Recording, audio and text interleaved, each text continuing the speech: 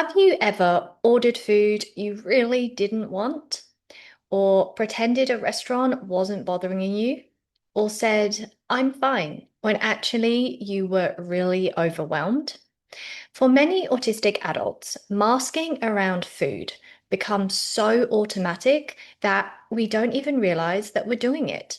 And over time, hiding our food needs can become exhausting. Hi, I'm Dr. Jessica Bays. I'm a researcher in nutritional psychiatry, and I focus on how nutrition impacts mental health, particularly in autistic adults.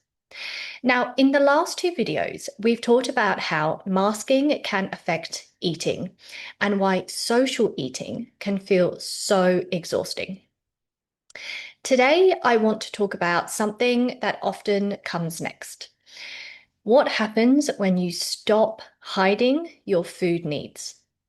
Because for many autistic adults, the hardest part isn't knowing what they need, it's feeling able to express it. I think it's important to start with compassion. Many autistic adults didn't learn to hide their needs because they wanted to. They learned because it felt safer. Perhaps they heard things like, don't be difficult, stop being picky, just eat what's there, or everyone else is fine. Over time, many people learn that expressing food-related needs can lead to judgment, criticism, or unwanted attention. So masking becomes a way of protecting yourself, not because there's something wrong with your needs, but because expressing them hasn't always felt safe. Food masking can show up in lots of different ways. For example, ordering something you'd rather not eat, pretending textures don't bother you, forcing yourself to stay in overwhelming environments, avoiding asking for modifications, eating foods you know will make the experience harder, hiding safe foods, or telling people you're not hungry when the real issue is sensory discomfort. And because these behaviors often develop gradually, many people don't even recognize them as masking at all. One of the challenges with masking is that it can work in the short term. You might avoid awkward conversations. You might avoid standing out. You might avoid judgment. But over time, constantly suppressing your needs can become exhausting.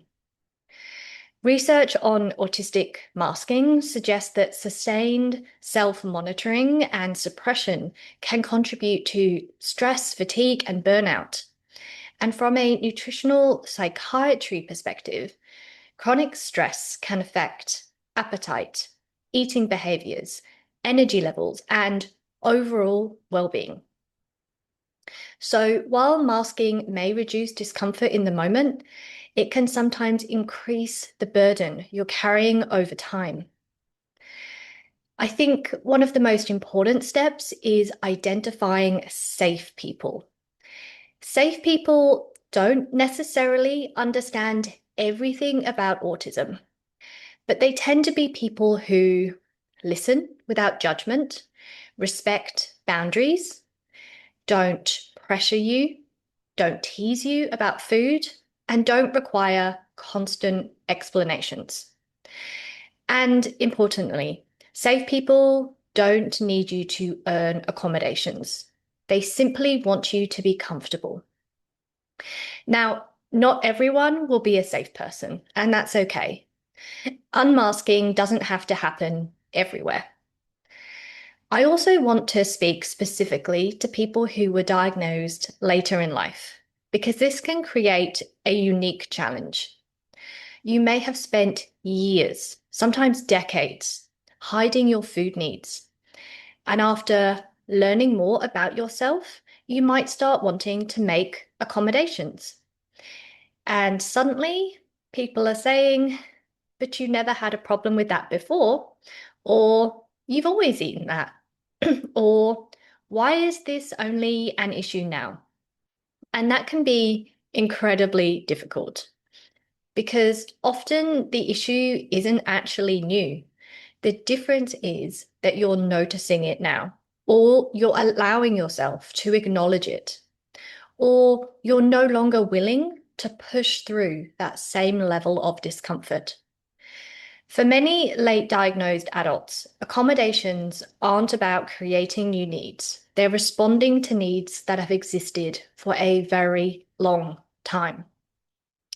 So, if you're starting to communicate your food needs, it can help to keep it simple. You don't necessarily need a long explanation, and sometimes it can sound like, I'm going to order something familiar today, or I do better in quieter places, or saying certain textures are difficult for me, or perhaps saying, I'd love to come, but I may need to take a break if it gets overwhelming. Or I'm finding it helpful to accommodate my sensory needs more. These are just some examples.